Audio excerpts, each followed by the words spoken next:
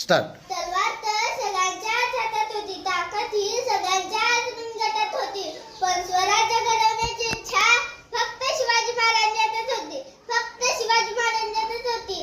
असं म्हणतात, इतिहास घडवणारी माणसं इतिहास विसरू शकत नाहीत, इतिहास विसरणारी माणसं इतिहास घडवू शकत नाहीत. अशाच एक इतिहास घडवलेली कथा सादर करण्यासाठी येत आहे मी इंद्रायणी सैनिक पाटील, इयत्ता तिसरीची विद्यार्थी, जिल्हा परीक्षा नंबर 2 सोनी. माझ्या कथेचं नाव आहे स्वामिनिष्ठ शिवा. बाहेर मुसळधार पाऊस पडत होता आणि राजे स्वतःच्या मनाशीच काहीतरी बोलत होते.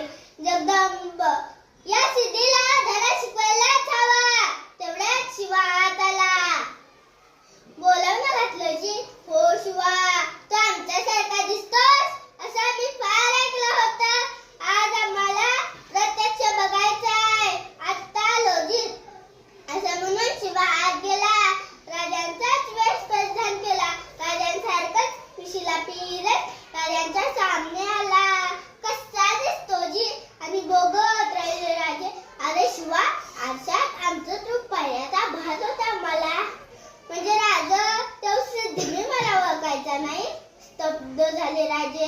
अरे शिवा, तुला कसं कळलं की आम्ही आमचं रूप घेऊन सिद्धीच्या भेटीला पाठवणार ते?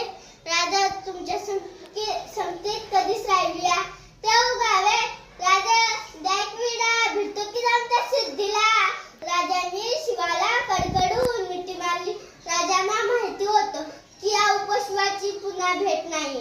ताव ठरला. राजाने सिद्धीला निरोप पाठवला.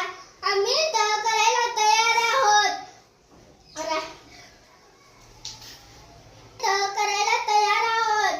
तसा सिद्धी म्हणाला, ए पायो दक्कन का शिवा हमारे मुट्ठी में. हा हा हा. शिवाची शरण नेणार या वाटेने सैनिक बेसावत झाले. राजांनी याच ढिलाईचा फायदा घेतला.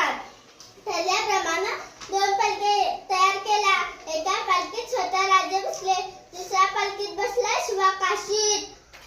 राजांची पालखी आळवाटेने विशाळगडाकडे जाणार होती, तर शिवाची पालखी सिद्धीच्या भेटीला. सिद्धी वाटच पाहत होता. पालखी आली. पालखीतून शिवा खाली उतरला.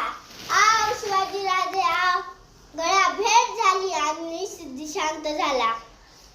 त्याच वेळी 2 संशय रोखले गेले ते शिवावर.